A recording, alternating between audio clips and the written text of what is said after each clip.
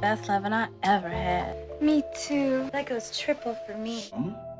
You're gonna wake up the rest of the bitches.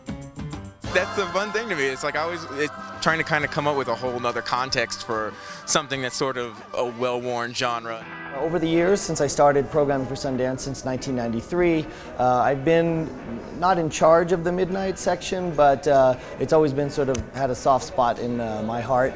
Going into it, we always heard like, oh, the midnight screenings are like, oh, it's like a party and everyone's all right. And we were like, that's the one for us because that's the kind of movie that we made. It's really something that people should go to and have fun with. It's late night, everyone's a little bit wound up, they've had a few drinks, it's, you're crushed in that great theatre, and it's a nice vibe. So midnight is better for us. I mean, we shoot this because we wanted to show it midnight.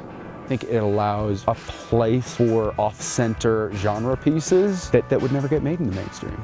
It's basically about Christmas trees being fed up with being chopped down and dragged into homes and, decorated for Christmas, and they're going to fight back. It's just fun to play with exploitative aspects of film, and I think all the films in that section kind of do that. Is we're taking like kind of goofy parts of genre films and trying to twist them into things that are new and interesting. So. When I come to Sundance, I try not to see the movies with the big actors and stuff like that, because I know I can see those after the festival.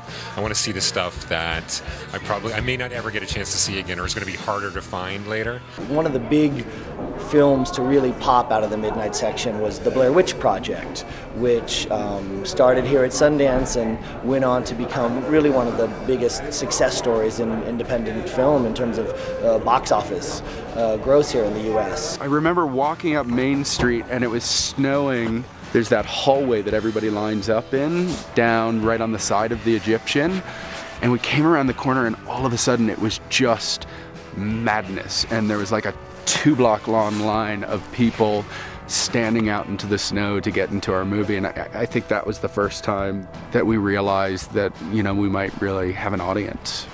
The theater was just filled, and people were already hooting and clapping and stuff. It was I will never forget it, just because it was the most, it's what you want a theater to be. You want people to be there to just be like, I want to have fun. Where's the fun at? I think it's just because it's so absurd. That's the whole thing. It's just so out there that you don't see it with other films most of the time. Everything about the midnight screenings really just is so fun and exciting, and it's such a great element and part of the festival that you never know what to expect, either from the crowds or from the films, and I love that. I love that that random excitement that can come from it.